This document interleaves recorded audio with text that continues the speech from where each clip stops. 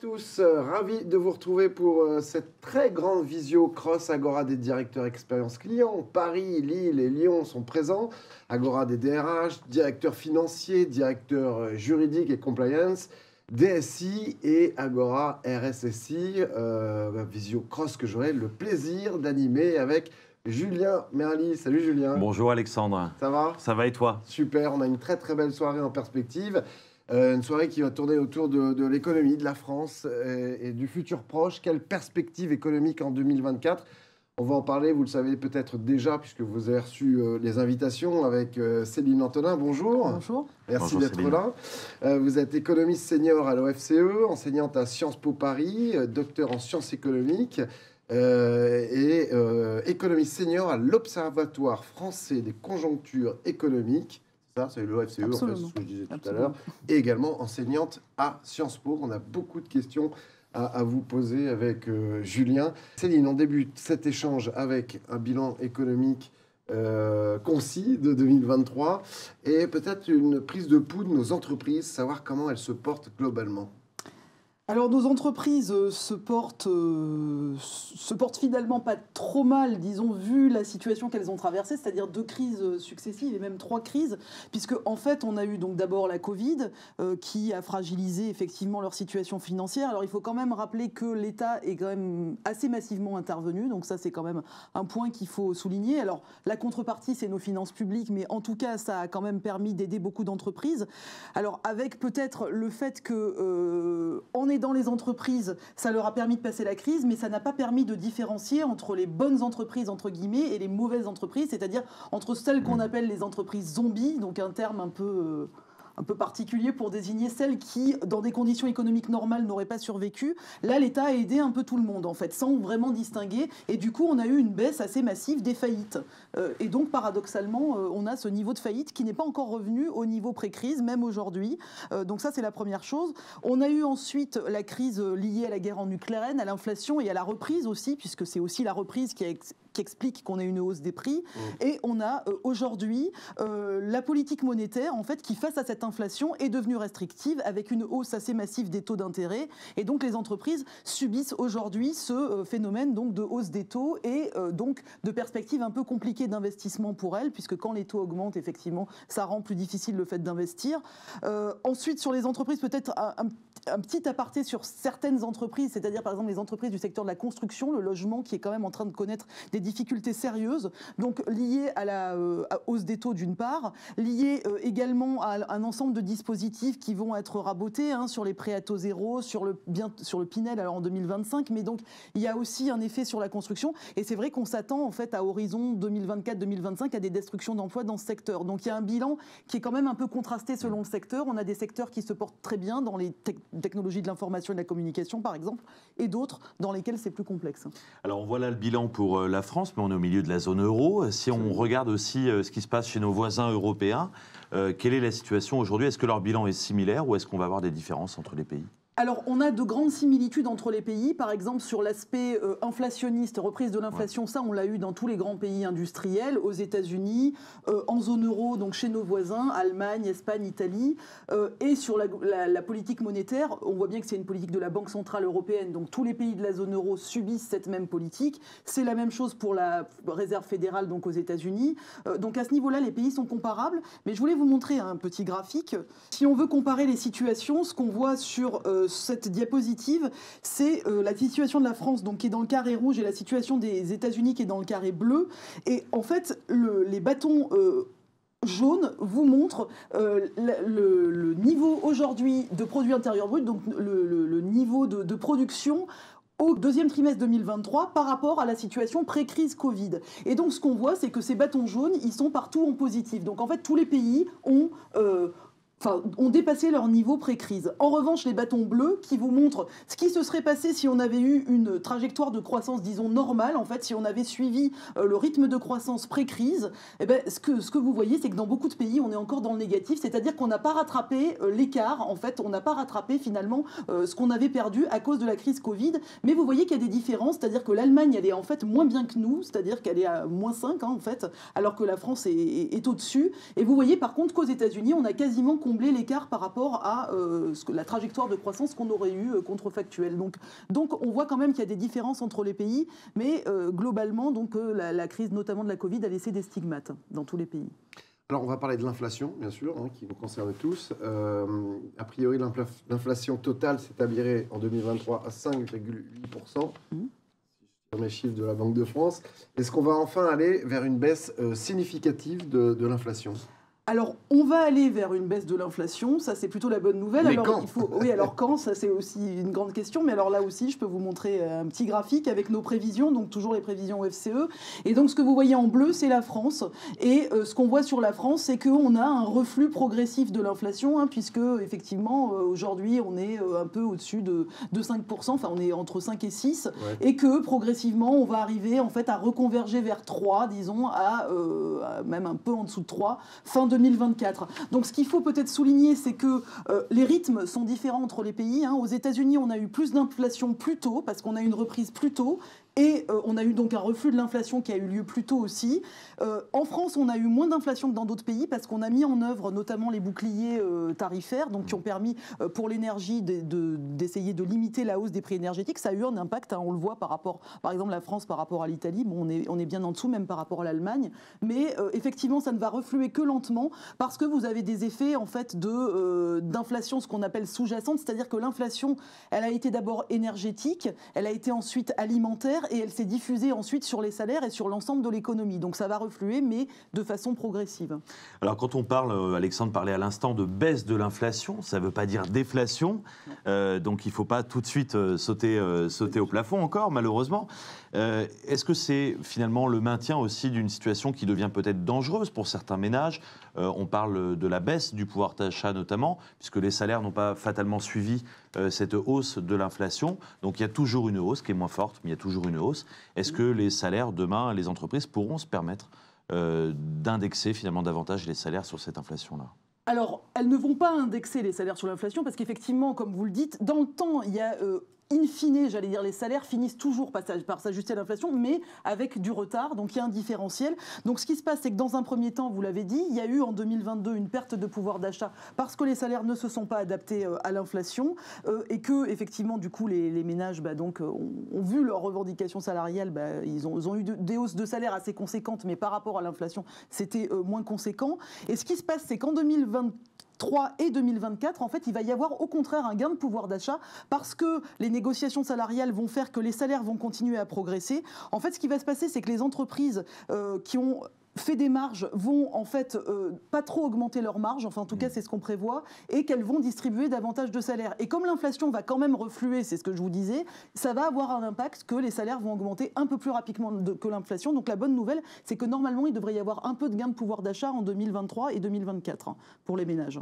Alors gain de pouvoir d'achat, il semblerait, certains médias en ont parlé, que l'épargne française est plus importante, voire beaucoup plus importante que pendant le Covid. Pourquoi ? Est-ce qu'il y a une crainte des consommateurs ? Est-ce que il y a une conséquence sur les salaires qui n'ont pas suivi l'inflation et en ce qui concerne la trésorerie des entreprises ?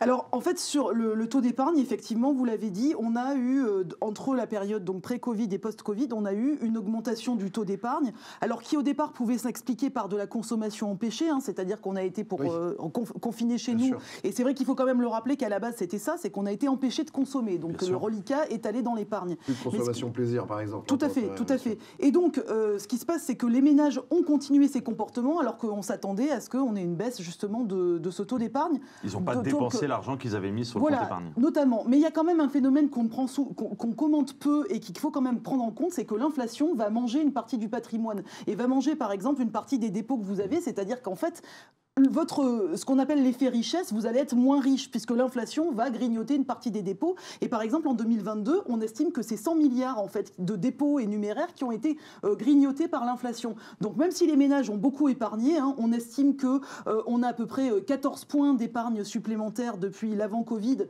c'est-à-dire qu'on a des montants de 240 milliards d'euros qui ont été épargnés. Mais je vous dis, par exemple, 100 milliards d'euros déjà s'expliquent par ces dépôts et numéraires en 2022 qui en fait ont vu une perte de valeur valeur et donc les ménages ressentent cette perte de valeur patrimoniale et donc épargnent plus pour la compenser. Ça, c'est une première explication. La deuxième, c'est l'incertitude aussi. Les ménages en situation d'incertitude vont avoir tendance aussi à plus épargner. Alors même si le chômage a eu tendance à baisser, donc en général quand le chômage baisse, on épargne moins, mais là effectivement il y a cette situation d'incertitude.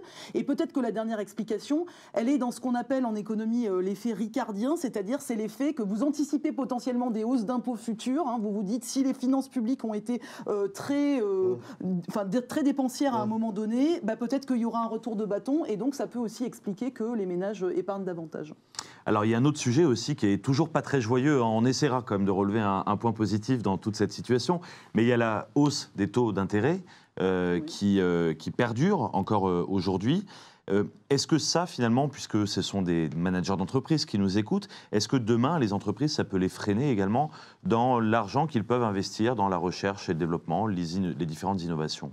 Alors, la hausse des taux d'intérêt, bien sûr, va avoir un impact puisque, par exemple, typiquement sur l'investissement des entreprises, sur la consommation des ménages, sur ce que je disais, par exemple, l'investissement logement, nous, on prévoit vraiment une forte baisse de l'investissement logement des ménages, par exemple, en 2024 et 2023, liée justement à cette remontée des taux.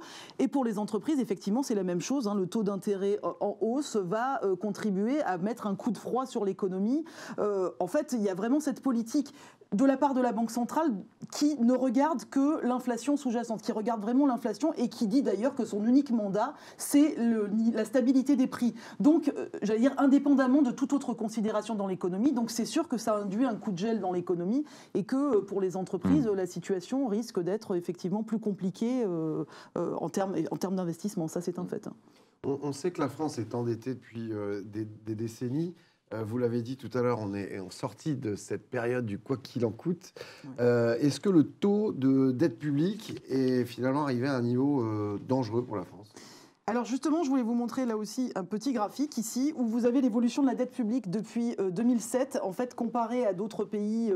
Alors ce qu'on voit, c'est qu'en France, on a eu, au moment de la crise de la Covid, on a eu en fait une augmentation de 10 points de notre endettement public, de notre ratio donc de dette publique rapporté au produit intérieur brut. Et aujourd'hui, alors dire que c'est dangereux, ce qu'il faut regarder, c'est ce qu'on appelle la soutenabilité de la dette, c'est-à-dire notre capacité à honorer nos engagements sur la dette. Or, jusqu'à présent, on n'a eu aucun problème pour honorer nos engagements. Donc, la France fait quand même encore partie des pays qui sont sûrs, qui honorent ces engagements. C'est le cas d'ailleurs des grands pays, disons, industriels. On a eu partout une augmentation des ratios d'endettement, ça c'est un fait, donc on n'est pas les seuls, on est quand même dans un univers aujourd'hui où les pays sont beaucoup plus endettés. Mais c'est vrai que par exemple, si on regarde la France et l'Allemagne, on a vraiment un décrochage. Hein. L'Allemagne, ils sont aujourd'hui à 66% d'endettement public, de ratio dette sur PIB, on est à 110%, donc on voit qu'on est quasiment au double. Je vous dis, tant que la soutenabilité de la dette, c'est-à-dire notre capacité à rembourser, se porte bien, il n'y a aucune raison de s'inquiéter. Le seul problème, c'est qu'aujourd'hui, on a un peu un souci qui est que les taux d'intérêt augmentent, donc ça renchérit le coût de la dette qu'on paye. Hein, et en fait, aujourd'hui, c'est un gros budget, hein, c'est le budget quasiment de l'éducation nationale, donc c'est vraiment un des premiers budgets qui pèse lourd. Et par ailleurs, la croissance ralentit en France. Donc, l'un moins l'autre fait qu'on a une charge de la dette qui s'alourdit et une moindre croissance. Donc tout ça rend plus difficile le fait de stabiliser le ratio d'endettement. Et nous, par exemple, dans nos prévisions, on prévoit que d'ici 2024, on va en fait quasiment pas réduire le ratio d'endettement. C'est quoi le risque ? Alors, pour l'instant, le risque, pour l'instant, il n'y a pas de risque, mais c'est que on alourdit notre endettement, donc on paye plus d'intérêts. Donc, en fait, c'est de l'argent en moins pour investir dans des tas de choses, dans les services publics, dans la santé, dans l'éducation. Donc, en fait, cet argent, on pourrait l'employer de façon beaucoup plus efficace ailleurs. Et c'est vrai que tant qu'on était dans une ère de taux bas, on pouvait se permettre finalement de pas faire très attention à notre endettement, de dépenser massivement. C'est vrai que maintenant, si on rentre dans une ère où les taux sont plus élevés, effectivement, on est rappelé à l'ordre par le fait qu'on a ce gros montant de dette. Donc je vous dis, pour l'instant, il n'y a pas de risque au sens où on n'a pas ce qu'on appelle l'effet boule de neige qui serait lié au fait que la croissance est trop faible pour compenser l'augmentation de la charge d'intérêt. Et là, on a un ratio de dette publique qui s'emballe, hein, c'est ce qu'on a connu en Grèce. Bon, on n'en est pas là, mais c'est vrai qu'en revanche, ça nous lie les mains pour faire des investissements utiles. Vous évoquiez tout à l'heure en introduction les faillites aussi, qui vont être plus nombreuses, puisque effectivement, on a débranché toutes les aides. Donc, fatalement, les entreprises zombies qui, elles, étaient sous perfusion, eh bien, vont devoir fermer leurs portes demain, aujourd'hui ou demain. Donc ça veut dire aussi un chômage qui va devenir plus important. On parle aussi d'une situation qui serait au-dessus des 7%, qui est un seuil qu'on arrive à tenir depuis maintenant quelques années. Est-ce que ça veut dire finalement, et il faut bien qu'il y ait aussi quelques avantages quelque part, que les managers qui nous écoutent pourront peut-être recruter plus facilement demain à horizon 1 an, 2 ans? Alors, peut-être juste pour revenir, alors sur le point du chômage, donc effectivement, nous, on prévoit une hausse du chômage, parce qu'en fait, on a eu une vraie surprise avec la productivité du travail qui a largement baissé, et cette productivité du travail qui a baissé s'explique par le fait qu'on a beaucoup enrichi la croissance en emploi. Alors pour plein de facteurs, on a favorisé l'apprentissage, on a baissé le coût du travail, on a une durée du travail aussi qui n'est pas revenue à son niveau pré-crise, donc il y a plein de facteurs qui expliquent ça, mais aujourd'hui, donc on se retrouve avec un taux de chômage dont on pense qu'il va forcément augmenter, en fait, d'ici, enfin, en tout cas, avec les hypothèses qu'on fait d'ici fin 2024, et qui va sans doute revenir autour de 8%, parce que, comme vous dites, il y aura plus de faillites d'entreprises, parce que la durée du travail va revenir à son niveau pré-crise. Mais alors, sur les faillites, nous, par exemple, on fait l'hypothèse qu'on va revenir au niveau de 2017, mais pas qu'on va avoir plus de faillites pour compenser ce qu'on n'a pas eu. Donc en fait, on fait une hypothèse qui est ni positive ni négative, enfin, ni optimiste ni pessimiste. Mais voilà, mais en tout cas, sur le fait que les entreprises pourront plus facilement embaucher, oui, c'est assez logique que quand vous avez plus de chômage, les salariés sont moins en position de force. Par contre, on continue à avoir des difficultés de recrutement dans certains secteurs, et c'est paradoxal, mais on a cette coexistence des difficultés de recrutement et du chômage, enfin, et et du chômage qui peut coexister. Et ça, c'est parce que sur certains micro-secteurs, on n'a pas forcément la main-d'œuvre formée qui correspond aux besoins. Donc là, il y a aussi un vrai problème de formation qui est à l'œuvre et qui n'est pas forcément résolu. Donc le chômage ne veut pas dire que pour autant, on aura des gens bien formés pour répondre aux demandes des entreprises, en particulier dans des secteurs assez spécifiques. On a effectivement aussi subi un certain nombre de crises successives. Le Covid, vous en avez parlé, la guerre en Ukraine, actuellement au Moyen-Orient. C'est quoi l'impact sur nos entreprises ? Alors, l'impact sur les entreprises, il est un peu compliqué à chiffrer, parce que nous, par exemple, l'impact, on l'a pris en compte uniquement, disons, à travers des potentielles hausses de prix de l'énergie voilà, et sachant qu'en fait par rapport à ce qui se passe au Moyen-Orient, c'est vrai que tant que la situation reste disons circonscrite à la région, disons Israël, Gaza, etc.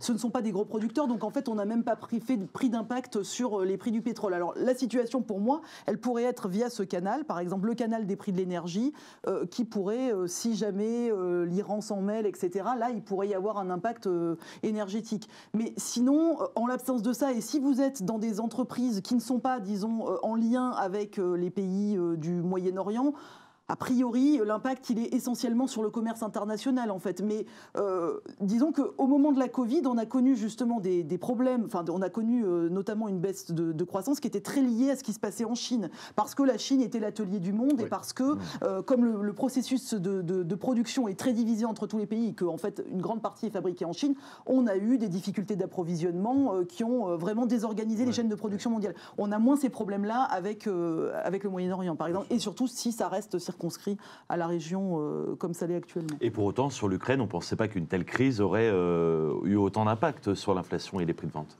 Alors en fait, je pense qu'on attribue aussi à l'Ukraine peut-être des choses qui ne sont pas... Voilà, parce qu'en fait, ce qui s'est passé, c'est qu'on a eu deux chocs en même temps. On a eu la reprise post-Covid et le fait que la consommation avait beaucoup baissé. Donc on a eu d'un coup une reprise mondiale avec plein de pays qui se mettaient à consommer ce qu'on n'avait pas avant.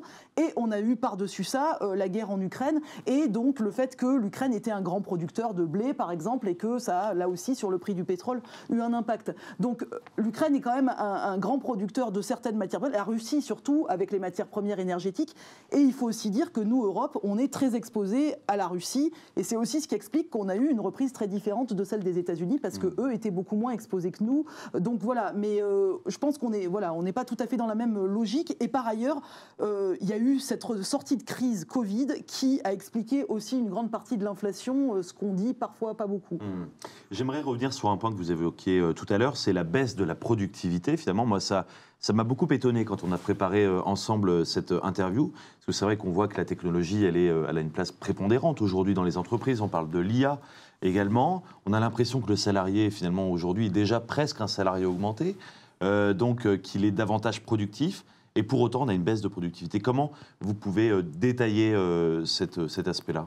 Alors sur la baisse de productivité, comme je vous disais, si on regarde, ça dépend si on regarde les choses dans le long terme ou dans le court terme. Dans le très court terme, la baisse de productivité qu'on a observée depuis la crise, enfin oui, depuis notamment la Covid, elle s'explique donc essentiellement par la durée du travail qui n'est pas revenue à sa durée d'avant-crise, par le coût du travail donc qui a baissé. C'est-à-dire que les gens travaillent moins de temps. Voilà, les gens travaillent moins de temps, il y a eu plus d'absentéisme dans les entreprises et donc ça on le voit, on n'est pas revenu donc à cette durée du travail antérieure. Le coût du travail qui a baissé aussi, et quand le coût du travail baisse, vous enrichissez la croissance en emploi aussi. L'apprentissage, on estime qu'en fait un tiers aujourd'hui des créations de postes qui ont eu lieu ont été liées à l'apprentissage.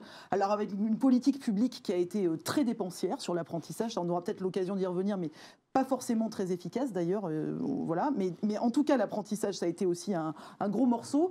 Il y a eu les aides aux entreprises aussi qui ont été massives et qui, comme je vous disais, n'ont pas permis de distinguer entre les bons et les mauvais risques. Donc vous avez eu des entreprises peu productives qui ont continué à exister et du coup ça fait baisser la productivité globale. Donc ça c'est aussi un aspect. Ça c'est pour le côté conjoncturel de court terme. Ça veut dire qu'un salarié est moins rentable, si je vous écoute, puisqu'on disait tout à l'heure que les salaires vont augmenter. Pour autant, les employés sont moins productifs. Oui, tout à fait. Ça veut dire qu'effectivement, vous produisez moins avec un salarié, tout à fait, avec un salarié. Donc, mais alors ça, c'est les aspects conjoncturels de court terme. Après, il y a le long terme que vous évoquez. Et effectivement, là, on peut penser à un certain nombre de transformations sur le marché du travail. Donc, vous avez, par exemple, le télétravail. Mais aujourd'hui, les économistes ont beaucoup de mal à savoir si l'impact est positif ou négatif. Et en gros, le consensus, c'est de dire... S'il est organisé, s'il est bien, voilà, si les conditions sont bien, comment dire, établies, et puis que en fait vous avez bien préparé votre entrée dans le télétravail, à ce moment-là, ça a un effet positif. Sinon, ça a un effet négatif. Mais en fait, vous avez des études extrêmement contradictoires. Donc là, on manque encore de recul pour estimer vraiment l'impact. Après, il y a la question, par exemple, de l'intelligence artificielle et des révolutions technologiques en général. Mais en fait, ce qui se passe, c'est que quand vous avez une révolution technologique, en général, il faut du temps avant qu'elle produise ses effets. Et c'est-à-dire que dans un premier temps, vous pouvez paradoxalement avoir une baisse de productivité parce que l'entreprise ne s'est pas réorganisée, parce que le temps que la technologie baisse et qu'elle devienne accessible aux entreprises, il faut du temps. Le temps que les salariés arrivent à se l'approprier, il faut aussi du temps. Et ce qu'on a observé sur plusieurs révolutions industrielles, moi j'ai travaillé avec mes co-auteurs sur cette question, c'est qu'en fait, vous avez pour chaque révolution industrielle une période de latence pendant laquelle on n'observe aucun effet des révolutions industrielles et il faut attendre avant de voir une vague technologique vraiment se matérialiser. Donc donc du coup ça rend les choses effectivement à horizon de 2 ou 3 ans, c'est difficile de voir quoi que ce soit. D'autant que si on prend l'exemple de l'intelligence artificielle, il y a des études qui ont été faites. Alors pour l'instant, on a très très peu de recul parce que en fait l'intelligence artificielle elle n'est pas encore dans toutes les entreprises et puis elle n'est pas encore démontré son plein potentiel.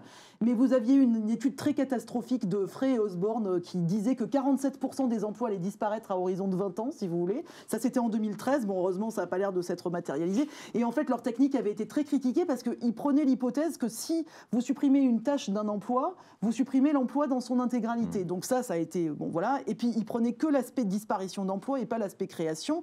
Donc l'OCDE a refait des estimations, parlait de 14 à 16% des emplois supprimés. Donc bon, en fait, il y a beaucoup d'estimations.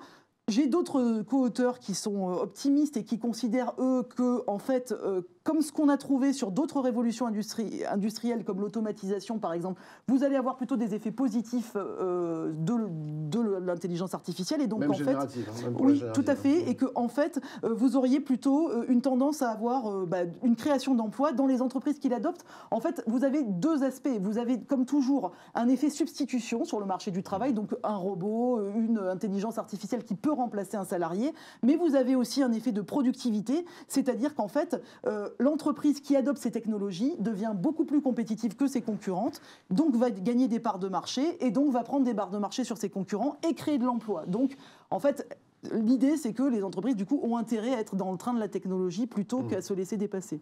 Alors, ce que vous nous annoncez depuis tout à l'heure n'est quand même pas très gai. Ça donne envie de se mettre sous la couette pendant 5 ans. Est-ce qu'il y a des points positifs quand même? Oui, il y a des points. Oui, enfin, Alors lesquels?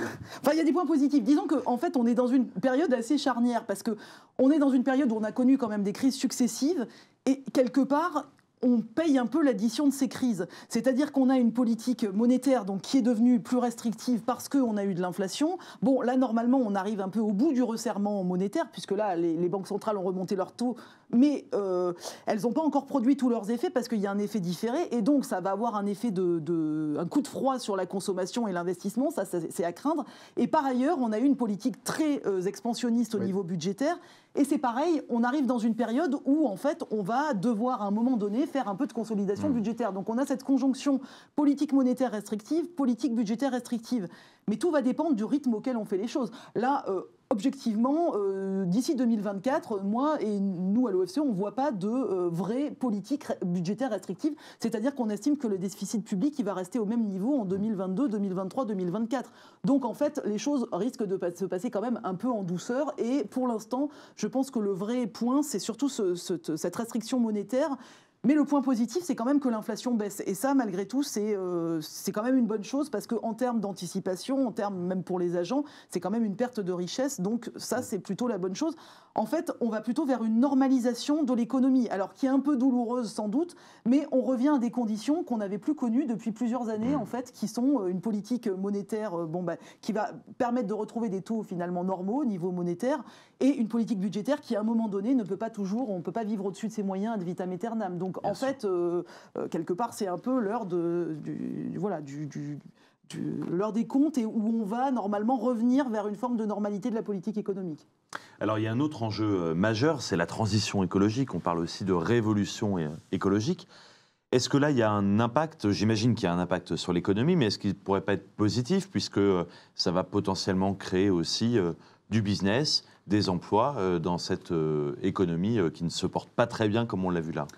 Alors oui, alors ce qu'il y a, c'est que la transition écologique, c'est pareil, il faut la mesurer à l'aune de plusieurs années et pas à l'aune de 1 ou 2 ans.